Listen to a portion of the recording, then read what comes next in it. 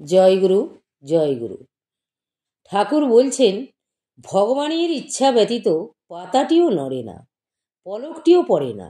তাহার ইচ্ছায় যাহা সম্পাদিত হয় তাহা বিপদ নহে, সম্পদেরই নিদান।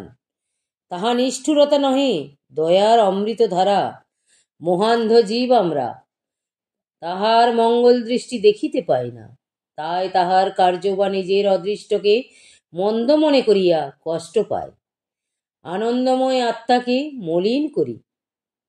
ঠাকুর আরো বলেছেন, ভগবত কৃপা যে কিরূপ ধারায় জীবের উপর বর্ষিত হয় তাহা সাধারণ বুদ্ধির অগম্য। তাহার কৃপা বিপদের মধ্য দিয়াই চিরদিন প্রকাশ পাইয়া থাকে।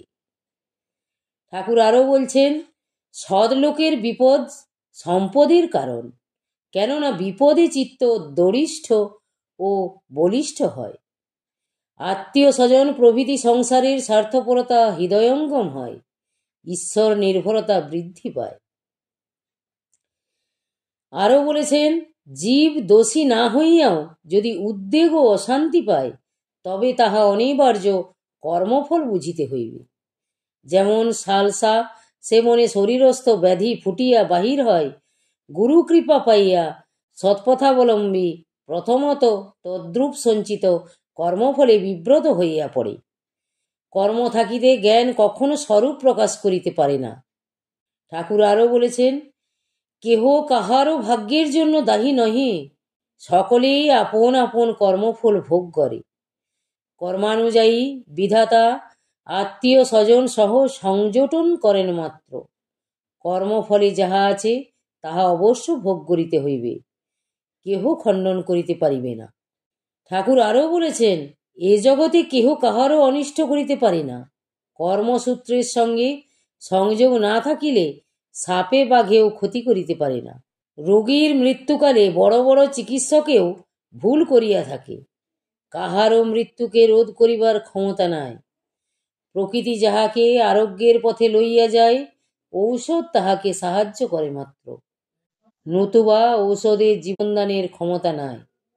ঠাকুর আরো বলেছেন, মৃতের জন্য শোক করা অজ্ঞানতা, স্বার্থপরতাও বটে। রোগ শোক জরা মরণ বিরহ বিচ্ছেদ অনিত্য জগতের নিত্য ঘটনা, যাহা জীবের করায়ত্ত নহে, তাহার জন্য দুঃখ পাওয়া অনিবার্য কর্মফল। ঠাকুর আরো বলেছেন, এ জগতে কাহারও কোনো বিষয়ে হতাশ হইবার কারণ নাই। যে যতই অধঃপতনের নিম্নতম প্রদেশে নামিয়া যাও না কেন, সে নিজের পতন বুঝিয়া সাবধান হইতে পারিলেই আবার উন্নীত হইতে পারিবে।